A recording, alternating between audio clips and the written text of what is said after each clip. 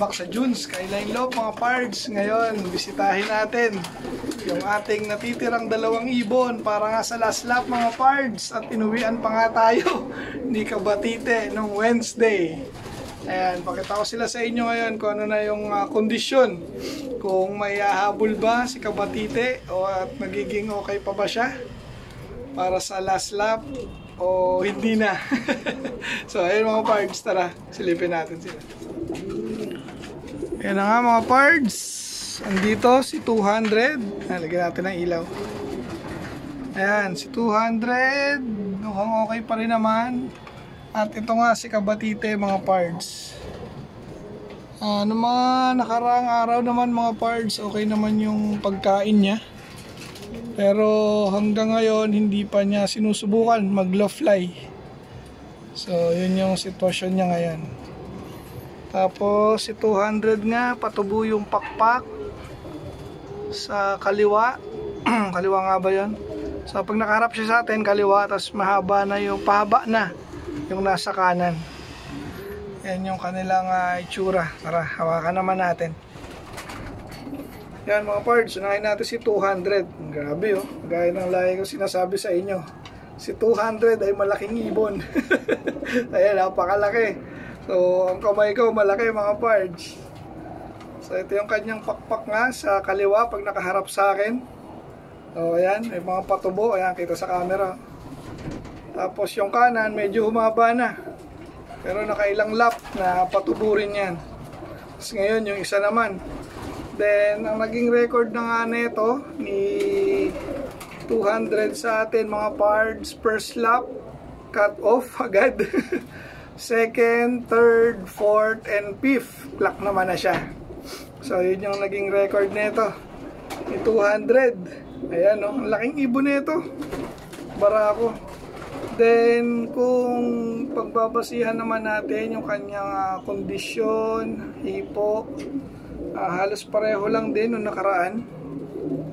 So tingin ko kakayanin naman na nito. So tuloy ang karga nito sa Friday. Kaya panigurado mga pards, yung mga supporter ko, may abangan tayo itong darating na linggo para sa last lap nga ng derby ng NHPC. So pagudpud na yon mga pards. Okay. Ang second bird nga natin mga pards, si Kabatite. So si Kabatite naman, kompleto ang pakpak nito, 2, 4, 6, 8, 10. So 10 sa kaliwa, then 10 sa kanan. Ang naging record naman ni Kabatite sa atin, first, second, third, fourth clock siya. Then ayun na nga, unfortunately pagdating ng 5th, third day na siya nakabalik. So ngayon naman, ang hipo ko naman sa kanya is namayat. Ayan no? So hopefully nga may recover pa natin. Pero yung picture niya nagpipinkish naman. So isang sign din yun na okay pa yung kanyang katawan. Pero yun nga, hindi ko gusto yung katawan niya ngayon. Anong araw na ba ngayon mga pards? Wednesday na. Okay, so bumalik nga ito Tuesday. So halos isang araw ko pa lang siya na i-prepare. So hopefully nga by tomorrow medyo maging okay pa rin siya, or maging okay na. Dahil nga pagdating ng Friday, so yun yung final judgment natin kung itutuloy natin siyang ikarga or i-out na. Ayan. So yung mga gustong maka-acquire sa Junes Skyline Loft, PM na. Okay. Pero yun nga, malalaman pa natin by Friday. So yun naman yung naging record sa atin ni Kabatite mga pards. Ayan. So ngayon magpapakain na tayo. Pakain natin sila. Medyo hindi lang medyo, gabi na talaga ako nakakauwi. Okay. So naglagay na ako ng tubig. Lagay naman tayo ng patoka mga pards. Ayan, lagay tayo regular mix. Bali ang binibigay nga natin, ang gamit nga natin ay regular mix. Regular mix na breeder mix mga pards. Nako, hindi nakita ni Kabatite. Baba natin. No, hindi kayo kakain mag-asawa. Ayan. Ito, tapang oh. So, malakas kumain to, si 200, kaya talagang okay na okay siya para sa last lap. Then ito nga si Kabatite, parang medyo maarte. Or dahil nga gabi na siguro, kaya ganon.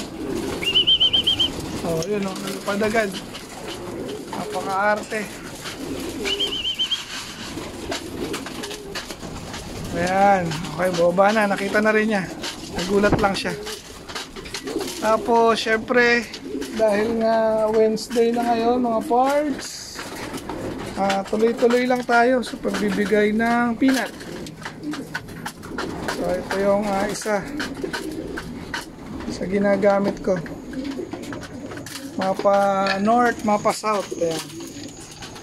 So, kailangan good quality peanuts, mga parts, para, di ba? Yung walang bukbok dapat. So ayan, buti naman kumain na rin. Malakas naman siya kumain, nga lang hindi pa nakaka-recover nga yung katawan niya, hindi kagaya ni 200. So si 200, syempre nga Sunday siya nakauwi. So ayan, makyat na naman. So dahil gabi na, medyo sira yung appetite nila. Dahil syempre dapat hapon. Pero tingin ko sanay yung mga yan. Dahil yun nga yung lagi nating nagagawa. Umaga, minsan walang kain, tapos hapon ko papakainin or gabi. Okay, so ayan yung sitwasyon ng ating dalawang ibon na masasabak nga natin ngayon sa darating na last lap sa NHPC. Pagudpod na nga kami, mga pards. Ayan, at malamig nga yung panahon ngayon. Kanina nga nag-uulan pa. Sana maging ulit, maaraw by Sunday. Dahil kung hindi, nako, sira ang lipad nito ni 200. Mahina to sa ulan, mga pards. Talagang pag umulan, huwag mo na asahan na darating sa araw na yon. Kaya nga maganda yung umabot siya sa clock nung Sunday dahil ang panahon naman nun maaraw. So doon ako believe dyan. Basta maaraw, uuwi. Then mabagal lang yan na ibon, si 200.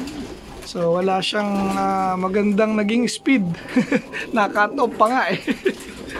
So napalayo nga ito si Kabatite nung Sunday. Dahil ayun nga, okay naman yung katawan niya nung bago natin siya ikarga eh. So ayan sila ngayon, mga parts. So ito, medyo nakakain na ng marami si Kabatite, ang arte. So, bukas na uli ang kain yan, mga parts.